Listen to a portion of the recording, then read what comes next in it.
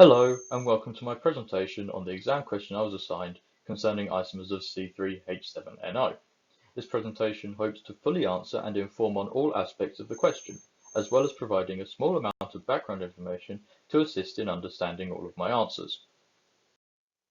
So before we look at the question itself, what can we deduce about C3H7NO before we begin? Well, we can do a calculation to determine the double bond equivalents of the molecules, if there are any. We have 3 carbon atoms, 1 nitrogen atom, and 7 hydrogen atoms. We also have an oxygen atom, but that doesn't contribute to the equation. Plugging these into the equation, we can see we have 1 double bond equivalent. So what does this mean? Well, in real terms, it means that there is a double bond somewhere, a carbon to carbon double bond, a carbon to nitrogen double bond, a carbon to oxygen double bond, or there is a cyclic molecule, which is also a double bond equivalent. We can conclude from this there are also isomers that have a carbon-carbon double bond, allowing for EZ configuration, chiral carbons which allow RS configuration, 3-member cyclic rings, 4-member cyclic rings, 5-member cyclic rings, or a combination of cyclic rings and EZ or RS configuration, or both. So, to part 1 of the question. There are over 60 distinct molecules with the formula C3H7NO.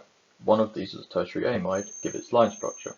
Well, in total, there are 4 isomers from C3H7NO that are amides. Amides are a carbon chain with a double bonded oxygen and a single bonded nitrogen. The nitrogen either has hydrogens or other groups attached to it.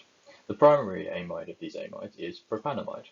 The secondary amides of these are N-methylacetamide and N-ethylformamide. A primary amide is an amide in which the nitrogen is on the end of a carbon chain, only bonded to a single carbon atom.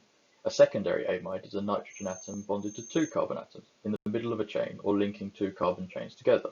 A tertiary amide, therefore, has 3 carbon atoms bonded to the nitrogen group, so the tertiary amide here must have 2 methyl groups and a methanamide group, which leads to the name N,N-dimethylformamide.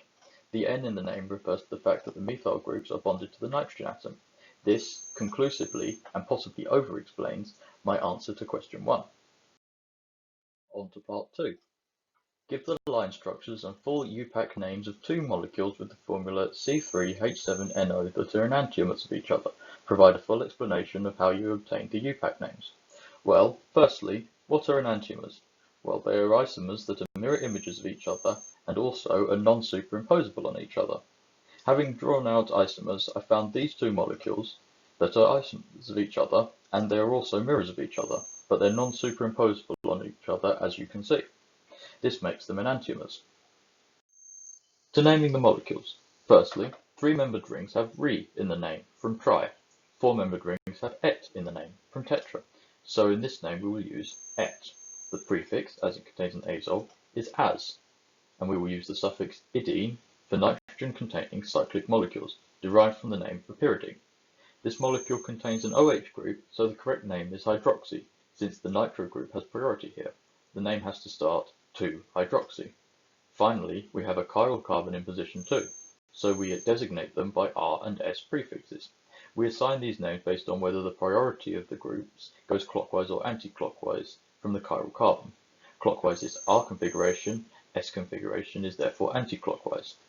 As an example, this molecule has "as" for azole, "et" for a 4-membered ring, and "idine" for a cyclic molecule containing nitrogen. As a result, we end up with azetidine as the name. Returning to the 2 molecules from earlier, the left-hand molecule has priority in a clockwise configuration, and so is R2-hydroxyazetidine. Since the other molecule is the mirror of the first, the reverse is true, hence the second molecule is S2-hydroxyazetidine. These are the UPAC names for these molecules. On to the final part of this question. One of the least stable isomers of C3H7NO is shown below. Discuss the factors that contribute to the instability of this molecule, supporting your answer with appropriate diagrams illustrating all factors mentioned. Well, firstly, this molecule is an example of oxyridine, a 3-membered ring containing oxygen, from which we derive the ox part of the name, a nitrogen atom, from which we derive the as part of the name, and is a cyclic molecule, a saturated ring containing a nitrogen atom, giving us iridine, derived from pyridine, as we discussed earlier. The highest priority atom here is the oxygen atom, followed by the nitrogen atom, and then the carbon atom. This gives us the name 2,3-dimethyl oxyridine, as the methyl group is substituted on at positions 2 and 3. There's 2 lone pairs on the oxygen and 1 lone pair on the nitrogen, which contributes to the instability of the molecule. Moreover, oxygen is more electronegative than either nitrogen or carbon, so the NO bond and the CO bond are both slightly polar towards the oxygen, further destabilizing the structure. The NO bond in this molecule is relatively weak, which lends itself to ring-opening reactions on the oxygen or nitrogen. This, in turn, leads to the oxyridine molecule being a nitrogen or oxygen donor with various nucleophiles. Finally, the internal angle on each of these bonds is around 60 degrees, which is very small, leading to immense strain on the ring as the positively charged nuclei are trying to get away from each other despite being held together. This makes the ring very easy to break open, even breaking open with just ultraviolet light applied. This diagram we won't spend too long looking at, but we can see that lots of ring opening reactions occur, and that the oxyridine molecule can donate either nitrogen or oxygen atoms to other molecules.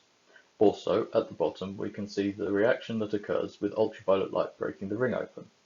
At the top, on the left and the right, we can see that the ring breaks double bonds to substitute onto them with either nitrogen or oxygen. We can also see that it simply performs addition reactions where it donates oxygen or nitrogen to another molecule to add an OH group or an NH group or an NH2 group to them. It can also donate an oxygen atom to add a double bonded oxygen, as is the case with sulfur in the bottom right. However, the main point of my diagram here is to display the variety of ring opening and donation reactions that can occur. So, to sum up my findings for question 3, oxyridine contains 2 electronegative atoms in a 3-membered ring, a 60-degree internal angle, large strain on the ring due to the small angle, lone pairs on oxygen and nitrogen causing a weak NO bond and a general instability in the molecule. This is shown by the fact it performs lots of ring-opening reactions, characterizing its instability, whereas a molecule like benzene or cyclohexane more often has addition reactions on the ring than breaking the ring open, and therefore showing that they are much more stable than oxyridine. So, after all of this, I hope that I have answered this question, made it informative and easy to follow. I hope you all enjoyed the presentation and hope to see you again at the next presentation. Take care and have fun.